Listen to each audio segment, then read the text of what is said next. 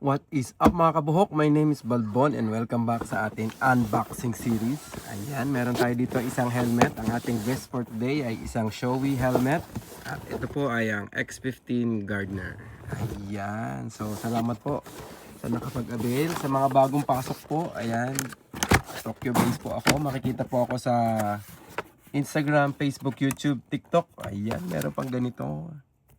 Si Wayne Gardner ay isang Australian rider na siya yung kauna-unahang nanalo ng 500cc na World Championship. Kaya meron siyang helmet. Ito yung kanyang tricolor na signature helmet. Ayan, unbox natin sa sa X15, nakalimutan ko na. Sa X15 or kaya sa Shoei may kasama silang anti-fog.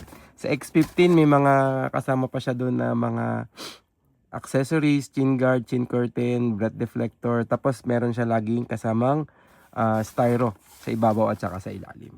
Yan. So first time natin naka-avail. Maraming salamat po boss sa pagtiwala nyo. Ayun. Ito po ay para siyang Pepsi. Ayun. Meron siyang kulay na blue, red at saka gold. Yan lines. So glossy finish po siya. Ito po ay size medium. Ayan po. Napakaganda niya. So, ayan, tricolor lang siya. Meron ditong signature sa likod. Ayan. Kakaiba. Bihira pa yung meron ito. Ayan.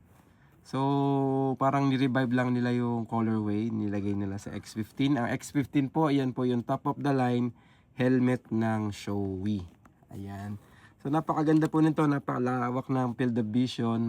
Malaki yung mga ventilation.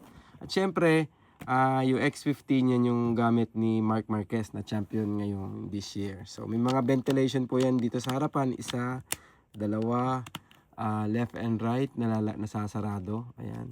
Meron dito slide tapos dito rin sa ibabaw.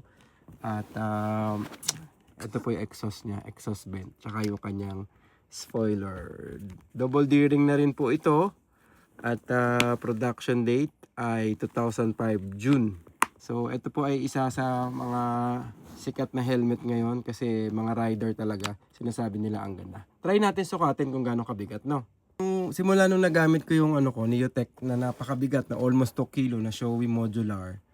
Pero nung ginamit ko ay napakaganda. Nagbago na yung paningin ko sa mga sukat ng helmet. So, hindi basta mabigat pangit ng gamitin. So, ito po size medium ay nasa 1.6 or mga nasa almost 1.6 kilogram. So yun po, kung mga kailangan kayo, mag-PM lang kayo sa helmet ni Balbon at try ko po kayong sagutin as soon as possible. Ride safe! Peace out!